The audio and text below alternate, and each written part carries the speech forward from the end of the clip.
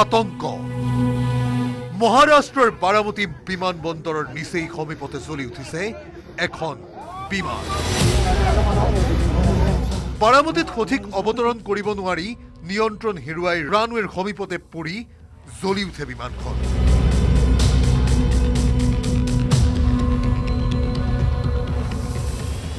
এটা এটাকৈ চাৰিটা বিস্ফোৰণ ঘটি জ্বলি উঠা বিমানখন দেখি সৃষ্টি হয় হাহাকাৰ পৰিস্থিতিৰ। বাৰামতী বিমানবন্দৰৰ সমীপত বুধবাৰে পুৱা 8:45 দৃশ্য এয়া।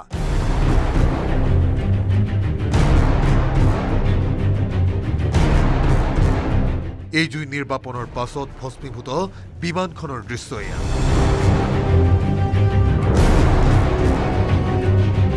আৰু ভস্মীভূত বিমানখনতে আছে 5জনকৈ লোকৰ অগ্নিদগ্ধ মৃতদেহ। বাৰামতীৰ বিমান দুৰ্ঘটনাত মহাৰাষ্ট্ৰৰ উপ মুখ্যমন্ত্ৰী অজিত পাৱাৰৰ মৃত্যু।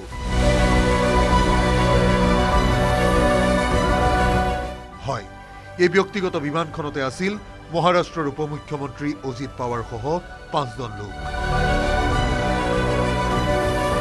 জ্বলি উঠা বিমানখনতে প্ৰাণ হেৰুৱালে আটাই। গৃহ সমষ্টি বাৰামতীত জিলা পৰিষদৰ নিৰ্বাচনৰ প্ৰচাৰৰ বাবে ভাগ ল'বলৈ গৈ প্ৰাণ হেৰুৱালে মহাৰাষ্ট্ৰৰ উপ মুখ্যমন্ত্ৰী অজিত পাৱাৰে। অজিত পাৱাৰৰ লগতে প্ৰাণ গ'ল PSO বিদীপ যাদৱ, বিমানখনৰ 2 পাইলট কেপ্টেইন সুমিত কাপুৰ আৰু কেপ্টেইন সম্ভৱ পাঠক আৰু ফ্লাইট এটেণ্ডেণ্ট পিংকি মাথিৰ। অজিত পাৱাৰৰ মৃত্যুৰ খবৰে মহাৰাষ্ট্ৰ তথা দেশতে শোকৰ ছাঁ পেলাইছে। মুখ্যমন্ত্ৰী দেৱেন্দ্ৰ ফাডনৱিছে বাতিল কৰিছে সকলো কাৰ্যসূচী। প্ৰধানমন্ত্ৰী মোদী, গৃহমন্ত্ৰী অমিত শ্বাহকে ধৰি বহুজনে প্ৰেৰণ কৰিছে শোকবাৰ্তা। প্ৰিয় নেতাগৰাকীক হেৰুৱাই কান্দোনত ভাগি পৰিছে গুণমুগ্ধ। অলেখজনে দুখ প্ৰকাশ কৰিছে।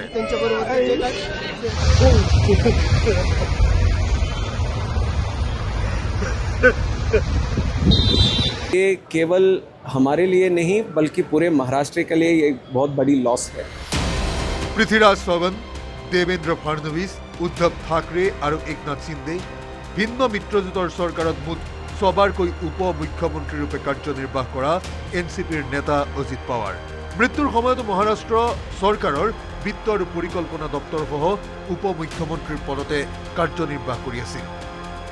1991 চনত বাৰামতীৰ সংসদীয় সমষ্টিত জয়লাভ কৰি সংসদীয় ৰাজনীতিত খোজ পেলোৱা অজিত পাৱাৰে পৰৱৰ্তী সময়ত বাৰামতী বিধানসভা সমষ্টিৰ পৰা 7বাৰকৈ বিধায়ক হিচাপে নিৰ্বাচিত হয়। আৰু এই বাৰামতীতে শেষ নিশ্বাস ত্যাগ কৰিলে মহাৰাষ্ট্ৰৰ ৰাজনীতিৰ অন্যতম চমৎকাৰী ব্যক্তিত্বই।